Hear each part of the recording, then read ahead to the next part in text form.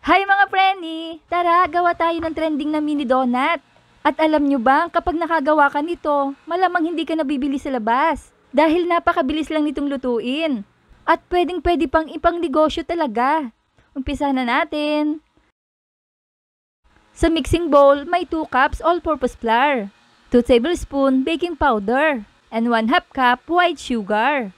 Mix lang ng mabuti until well combined. Ayan, at iset aside muna. At para sa wet ingredients, ay gagamit tayo ng 3 medium eggs, 1/2 cup vegetable oil, or pwede din namang melted butter, at 1/2 cup evaporated creamer. Ayan, at maglagay din ng 1 kutsara ng vanilla. Haluing mabuti hanggang mag-combined. Ayan, okay na ito.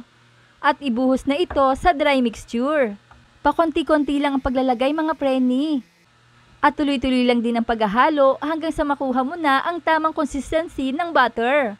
At kung mapapansin nyo, masyadong malapot ang ating butter. Kaya naman, maglalagay pa ako ng another 1/4 cup evaporated creamer.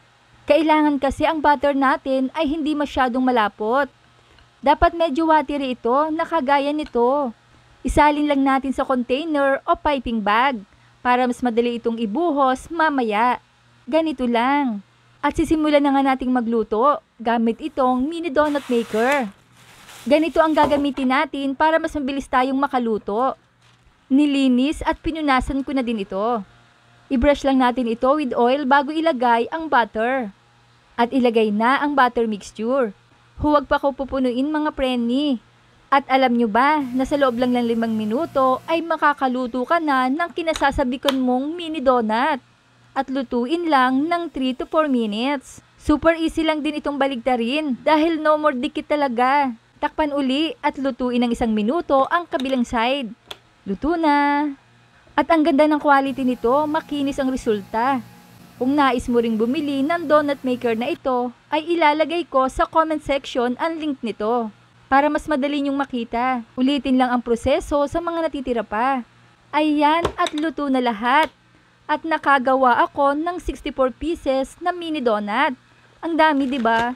At para naman sa ating toppings at lacings ay bumili na rin ako nito. At kailangan natin ng simmering water. Lagyan ng 3/4 cup chocolate chips at 1/3 cup evaporated creamer. Haluin lang natin hanggang sa matunaw at lumapot na ito. Ayan.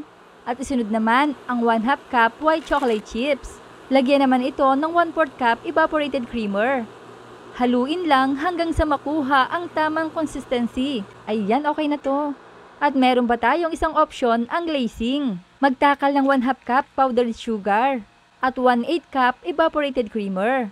Haluin lang hanggang sa matunaw na ito. Hindi na kailangang lutuin pa. Pwede namang kainin na rin natin kaagad ang donut. Ito ay sample ko lang sa inyo kung nais nyong ipang negosyo. Isawsaw lang natin ang mini donut, nakagaya lang nito. Mamili ka na lang sa 3 kung alin ang nais mo. Nakakatuwa talagang magluto ng ganito dahil siguradong ang mga chikiting ay mag-i-enjoy din. At safe na safe pa ha, kaya naman pala trending ang mini donut maker na ito. Meron din tayong sprinkles, pandagdag kulay sa ating mga mini donut. Ayan, at super ganda, 'di ba? Daig mo pa talaga ang bumili sa labas. At tiyak nagaganahan talaga ang mga kids. At pwede din naman ganito na lang ang gawin nyo. Mas malinis at mas masarap tingnan. O 'di ba, san ka pa? Kaya try mo na ang donut maker na ito. At makakapagsimula ka na ng maliit na negosyo. Kaya i-like, i-share at i-follow nyo na ako para updated kayo sa mga reseping ibabahagi ko pa. Huwag kalimutan, cook with love. Thanks for watching. Bye-bye!